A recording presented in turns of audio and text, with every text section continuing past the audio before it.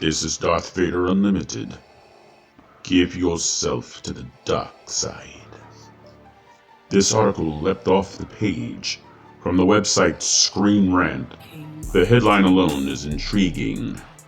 Star Wars is officially bringing back George Lucas's Episode 7 plan following Kathleen Kennedy's Lucasfilm exit. Now, why would this woman have to resign first before a plan from the creator, from the visionary of Star Wars, George Lucas, could be brought to light? L on you, Disney. L means loss.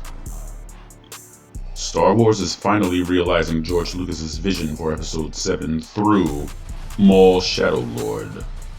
Lucas originally included treatments for Star Wars Episode 7 in the purchase of the franchise, but Disney mostly went in a new direction that eventually led to The Force Awakens.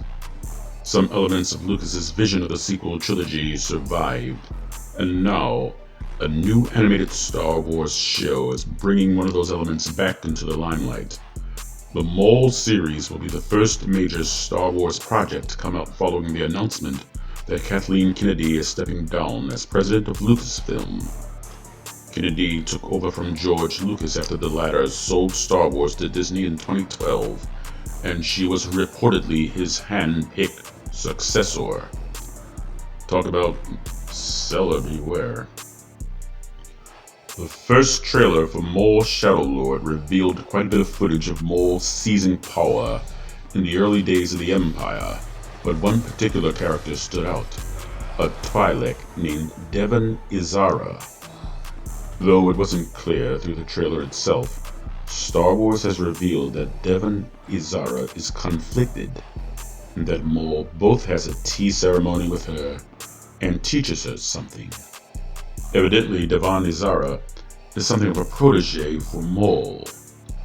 This story of Maul surviving his fight with Obi-Wan Kenobi and coming back to take on a young female Twi'lek apprentice has been told before.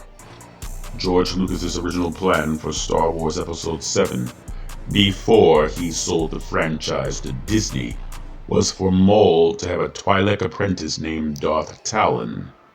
Clearly, Devon Izara is Disney's take on Darth Talon within the new Star Wars canon. Admittedly, there are some glaring differences between Devon Izara and Darth Talon. Lucas intended to make Talon the sequel trilogy's version of Darth Vader, a steadfast Sith apprentice.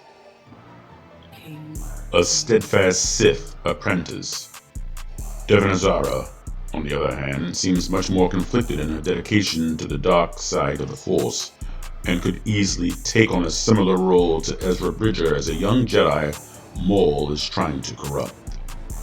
The similarities between Devon Izara and Darth Talon are, however, also readily apparent. Both are female Twi'leks, both serve as proteges to Maul, and both are somehow involved in his ruling of the criminal underworld of Star Wars.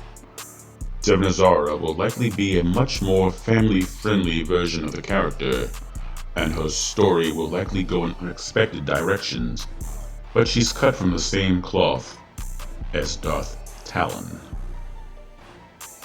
It's hard to understate just how central Darth Talon was to George Lucas's vision for the Star Wars sequel trilogy. Talon originally existed as a character in Star Wars Legends, where she was part of the one Sith who antagonized Cade Skywalker in about 135 ABY. Lucas reportedly liked her character design so much and had little respect for the expanded universe that he decided to adapt her into the sequel trilogy nearly 100 years before her original comic run. From there, Lucas had designed Darth Talon as an apprentice to Darth Maul and the primary antagonist of at least Episode 7.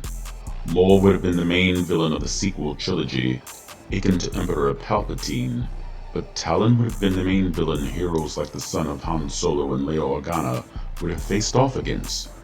She also would have been heavily involved in Maul's reign over the underworld.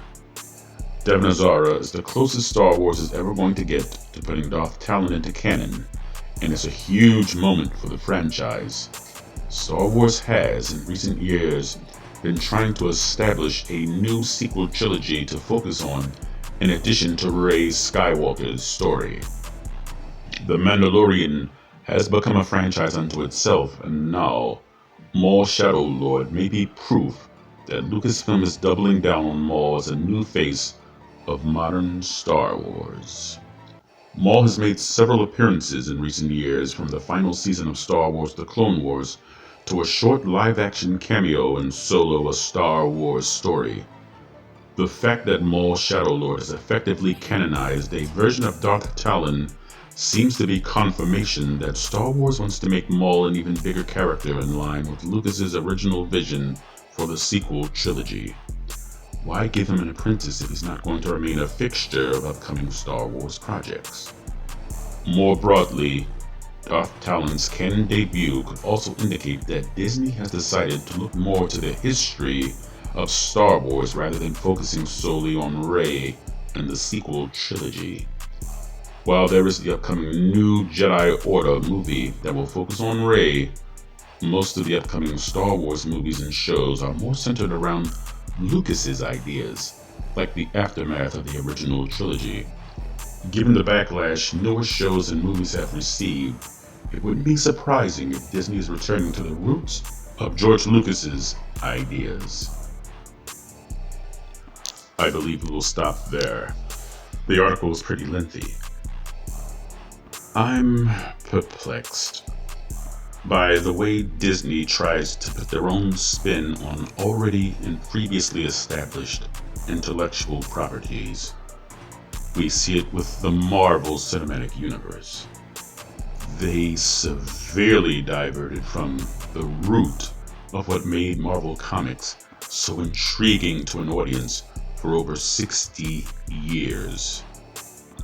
They are given a layup by purchasing Star Wars with treatments from the original visionary George Lucas. And once again, they pivot from something that's already laid out just to put their own spin on things. Disney is behaving like an infection rather than a revolutionary studio. Now, after this backlash, it was purchased in 2012. 14 years later, they are returning to the roots of George Lucas's original Star Wars ideas. Why wouldn't that be the flashpoint for the new Disney Star Wars, doing things George Lucas's way? Billions of dollars have been wasted on Disney trying to mousify an intellectual property that America fell in love with. And remember, Star Wars were originally independent films. George Lucas was not plugged into the Hollywood system. He only required Fox for distribution, not to make the movies themselves, with a Hollywood major studio behind it. So Disney, you have much to make up for. You do. And to be totally honest, if none of these ideas are implanted into the new Rey Skywalker trilogy, New Jedi Order, I don't know where this is going, to be honest. Perhaps Star Wars Starfighter will be a new, fresh breath of ideas and a new breeze of innovative new Star Wars projects. But the core of Star Wars has to be the Force and the dark side of the Force.